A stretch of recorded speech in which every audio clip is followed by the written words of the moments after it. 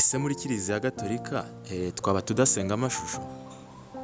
Ntago muri Kiliziya Gatolika. Mbahaye ikaze mwe mukurikirana Menye Mbane TV. Uyu ni wa mwanya duhabwa ubumenyi cyane cyane ku bya Kiliziya. Abakristu mwese, Kristu Yezu akuzwe. Uyu munsi rero tariki ya 19 z'ukwa gatanu 2026 tugaruwe no kubasobanurira ukwezi kwa Bikira Mariya. Ni amahire rero turi kumwe n'umupadiri dukunda cyane udoza ku mutima. Nanone tubahaye ikaze padiri. Yego murakoze cyane. Yego, kugira ngo rero tutangire ikiganiro neza, twagira ngo mudusengere dutangize n'isengesho. Ku izina ry'Imana Data na Mwana na Roho Mutagatifu. Amen. Ndakuramutsa Mariya, uje inemurana n'Imana, wahebuje abagore bose umugisha, na Yezu umwana wabyara asingizwa.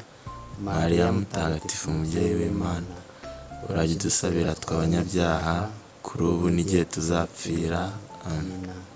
Bikira Mariya umwamikazi wa Kibeho, Udusabire. Bikira Mariya umwamikazi utabara abakristu, Udusabire. ku izina ry'Imana Data na Mwana na Roho Mutagatifu. Amen.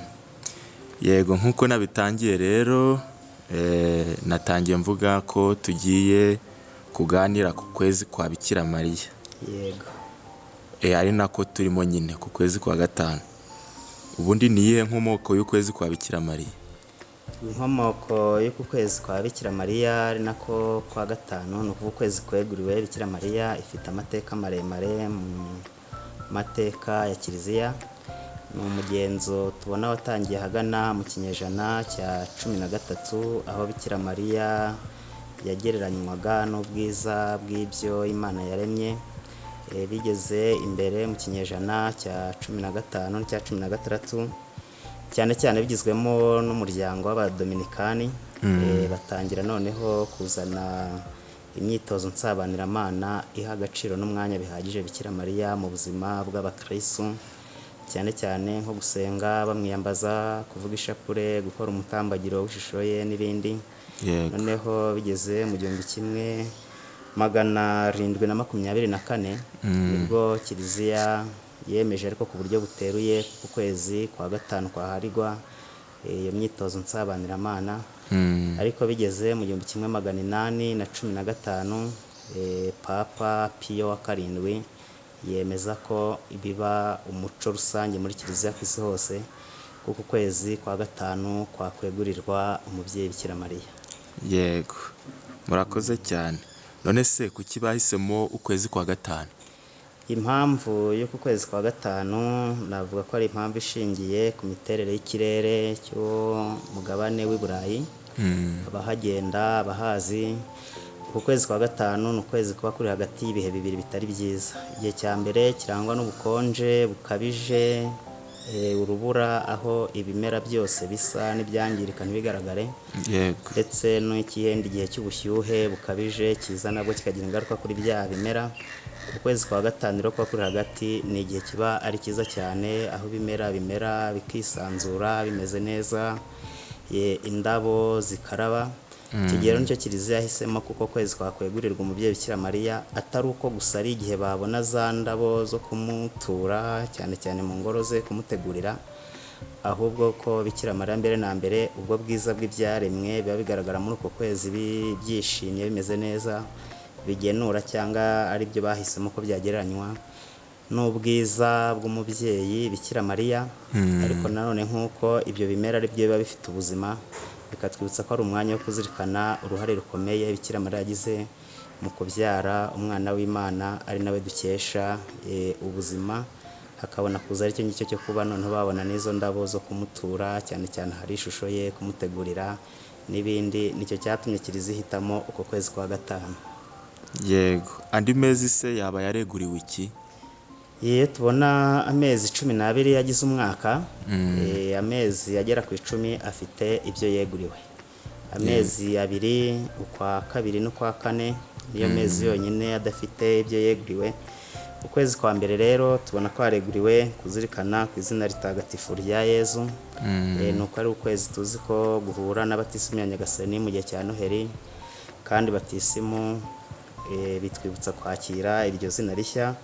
Naho ukwezi kwa gatatu ni ukwezi kweguriwe kuzirikana kuri mutagatifu Yozefu, nabyo bigahura n'umunsi mukuru wa mutagatifu Yozefu tuba twizihiza ku itariki 19 z'uko kwezi.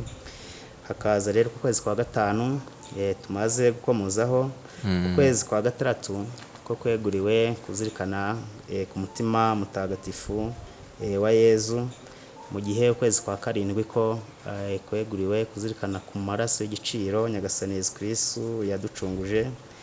Mu kwezi kwa munani nabwo kubera umunsi ukomeye tuba duhimbaza Asomusiyo, nako kweguriwe kuzirikana ku mutima utagira inenge wa Bikira Mariya. Noneho ukwezi kwa cyenda ugasanga kweguriwe kuzirikana ku babare bw'umubyeyi Bikira Mariya. Ibyo nabyo bishingiye ku munsi mukuru tuba duhimbazamo kuri 15 z'uko kwezi kwa cyenda. Ukwezi kwa 10 ni ukwezi kweguriwe kuzirikana kuri rozari ntagatifu, mu gihe ukwezi kwa 11 ari ukwezi kweguriwe gusabira roho zo muri purigatori.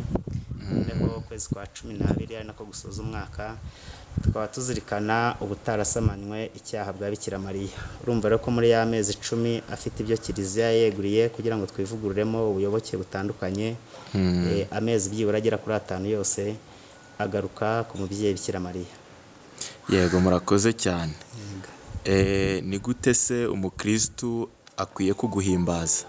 Muri uku kwezi kwa Bikira Mariya hari imyitozo nsabaniramana Kiliziya idukangurira.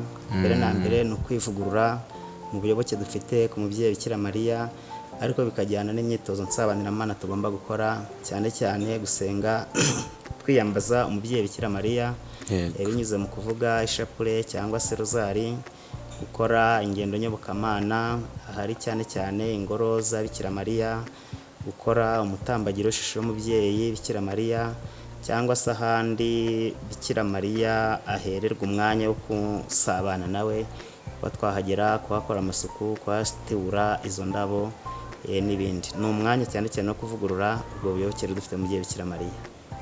Yego, murakoze cyane. Ariko hari ibibazo tugenda n'ubundi twibaza, abakristu ubwabo bakabyibaza, cyane cyane abajene, kuri Bikira Mariya. Ese muri Kiliziya Gatolika twaba tudasenga amashusho? Ntago muri Kiliziya Gatolika dusenga amashusho, nubwo muri uku kwezi twibanda cyane kuri umubyeyi Bikira Mariya, aho iri kuyiha icyubahiro, kuyiha indabo. Ntago amashusho muri Kiliziya tuyasenga, ahubwo turayubaha kubera ko ari amashusho matagatifu, ari ibimenyetso bidufasha gusabana n'ibyo tutabonesha ubwenge bwacu, ari ibimenyetso bitubera nk'urwibutso rw'ibyo Imana yifashishije itwihishurira, iduhishurira urukundo rwayo. Cyo kimwe kandi n'umubyeyi Bikira Mariya, nubwo ari umwanya tuba twamuhaye uhagije, ntago nawe burya tumusenga, turamwiyambaza. Kiliziya Gatolika mu kwemera kwacu dusenga Imana gusa, ni ukuvuga Imana Data, Imana Mwana, Imana Roho Mutagatifu. Ni Imana imwe mu butatu butagatifu niyo yonyine dusenga. Bikira Mariya kimwe n'abandi batagatifu turabiyambaza. Yego. Nese iyo ugeze mu Kiliziya ukabona umuntu yunamiye ishusho, ibyo byaba bivuze iki? Kandi bavuga ngo ugomba kunamira Imana gusa. Oya, muri Kiliziya kimwe n'ahandi dusanga amashusho y'umubyeyi Bikira Mariya, kimwe n'andi mashusho, yari amashusho yahawe umugisha, aba ari ibimenyetso bitagatifu, tubyubahiriza, tukabyubaha, tubyunamira gakeya.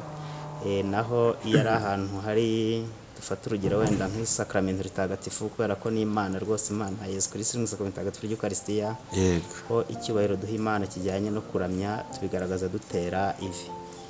Byaba ari ikosa utereye ivi ishusho y'umubyeyi Bikira Mariya, icyo gihe waba ugiye kuyiramya, kandi nibwo bwaba ari bimeze nk'ubuyobe. Hari n'abakristu bamwe bagwa muri uwo mutego, ariko nkeka ko ari ukudasobanukirwa, naho kwiyubahaho no kuyunamira gusa. Yego, murakoze cyane.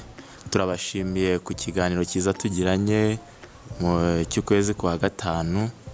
Kiretse wenda niba hari ikindi mwashaka kutubwira nk'urubyiruko cyangwa se nk'abakirisitu Gatolika. Yego, icyo nagerekaho mu gusoza, nanjye no kubashimira Menye Mbane TV, umwanya mwiza mwafashe wo guhugura urubyiruko. Yego. Ariko nkabona no gukangurira urubyiruko by'umwihariko muri uku kwezi, nubwo kuri kugenda kugana ku musozo, kurushaho gukunda umubyeyi Bikira Mariya no kumwiyambaza. Ni umubyeyi udatenguha, ni umubyeyi washimwe n'Imana kandi arayinyura. Ntacyo twamusaba tumunyuzeho ngo tukibure atakidusabira umwana we Yezu Kristu. Ikindi tukihatira noneho kumwigana ingiro n'ingendo, kwihatira kubaho nk'uko anyuzeho yabayeho muri buno buzima bwa hano ku isi, turangwa n'umugenzo wo koroshya no guca bugufi, ariko cyane cyane n'ingabire yo kwihangana yamuranze, kugira ngo ibyo duhura nabyo nk'urubyiruko bitugora bitazatugamburuza. Turebe rero ko umubyeyi Bikira Mariya waduhaye urugero rwiza. Yego, mwadusoreza n'isengesho mukaduha n'umugisha. Yego, hubahwe Imana Data na Mwana na Roho Mutagatifu, Mutagatifu, nk'uko bisanzwe iteka, nibahwe n'ubu n'iteka ryose. Amen. Bikira Mariya umwamikazi wa Kibeho, Udusabire. Bikira Mariya umwamikazi utabara abakristu, Udusabire. Nyagasani Yezu nabane namwe, Nawe kandi muhorane. ushobora byose nabaha umugisha, Imana Data na Mwana na Roho Mutagatifu. Amen. Ugumane amahoro ya Kristo. Dushimiye Imana.